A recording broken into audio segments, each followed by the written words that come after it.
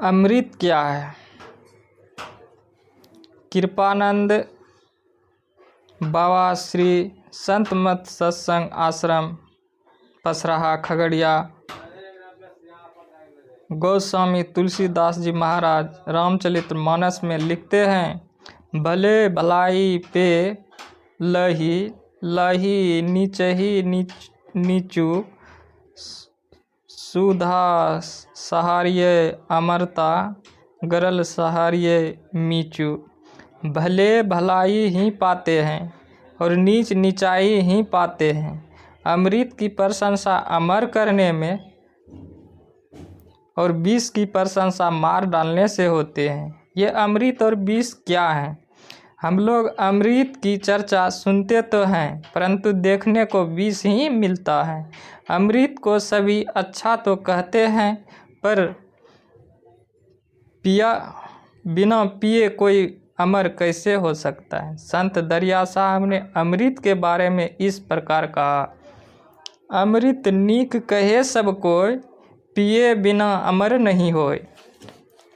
कोई कहे अमृत बसे पताल, नरक अंत नित ग्रासे काल। कोई कहे अमृत समुद्र माही, कड़वा अग्नि क्यों सोखत ताही। कोई कहे अमृत शशि में वास, घाटे बाढ़े क्यों होए नाश। कोई कहे अमृत स्वर्गा माही, देव पिए क्यों खिरखिर जाही। सब अमृत बातों की बात, अमृत है संतन के साथ। दरिया अमृत नाम अनंत, जा कोई पिए अमर भये संत।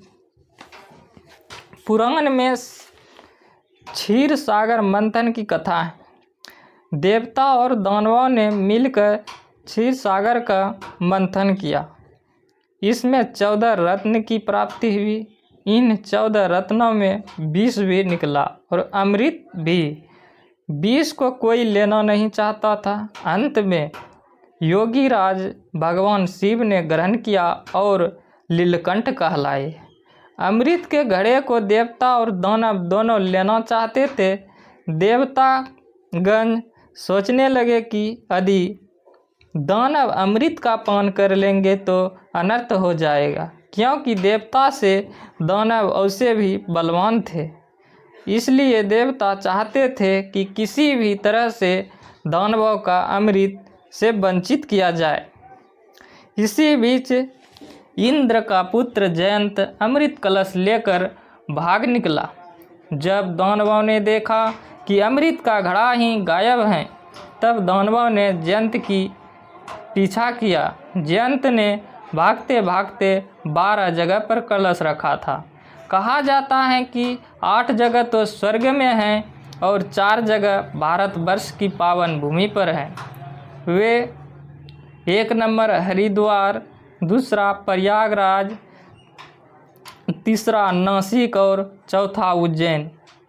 इन्हीं 4 स्थानों पर प्रत्येक 12 वर्ष पर पूर्व कुंभ का मेला लगता है। लोगों का विश्वास है कि जयंत पुत्र इंद्रपुत्र जयंत ने अमृत से भरा घड़ा जहाँ जहाँ रखा था, अवश्य ही वहाँ अमृत बूंद गिरा।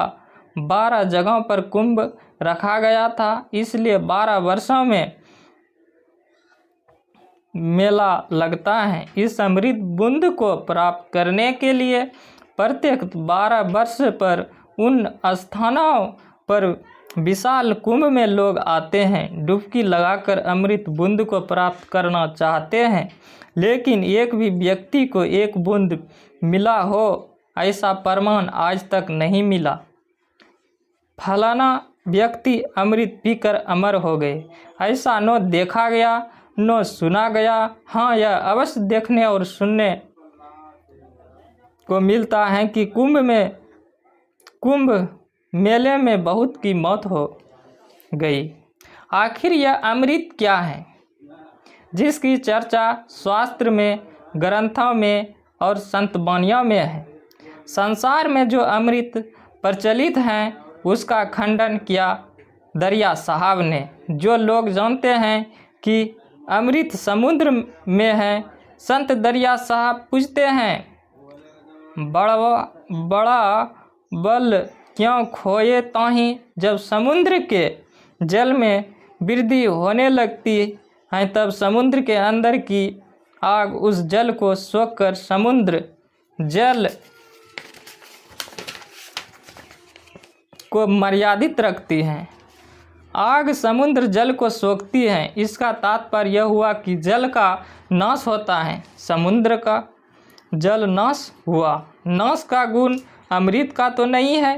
यदि समुद्र के अंदर अमृत होता तो नाश का प्रभाव समुद्र पर नहीं पड़ता। इसलिए स्पष्ट हो जाता है कि समुद्र में अमृत नहीं है।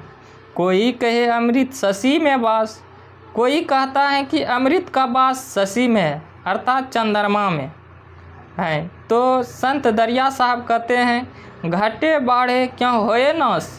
यदि अमृत चंद्रमा में है तो उसमें घट,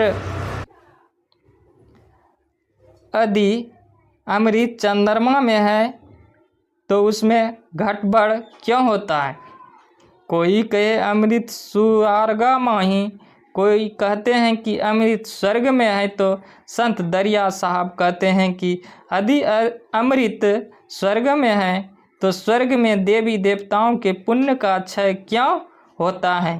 भागवत गीता कहती है, छीने पुण्य मृत्यु लोक विसंत। पुण्य के छीन होने पर स्वर्ग के देवता को मृत्यु लोक में आना पड़ता है। संत तुलसी साहब ने कहा, पुण्य छीन सो देव स्वर्ग से नरक में आवे। भरमय चारों खान पुण्य कही ताही रिझावे।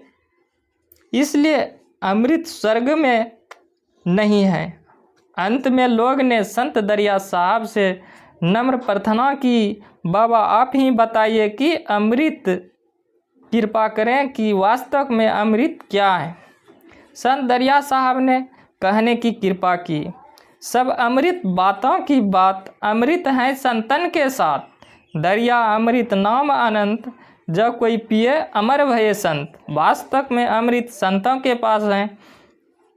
वह भगवान का नाम, जिस नाम सुधा को पीकर संत लोग अमर हो गए। संत सद्गुरु महर्षि में ही परमहंस जी महाराज ने राम की इसी अमर नाम को भजने की सलाह दी है।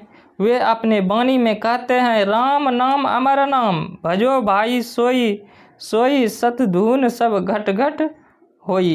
राम नाम जो अमर है, भजन करने से आज अमर घर को पाकर भक्त अमर हो जाते हैं। श्री सतगुरु महाराज के जय।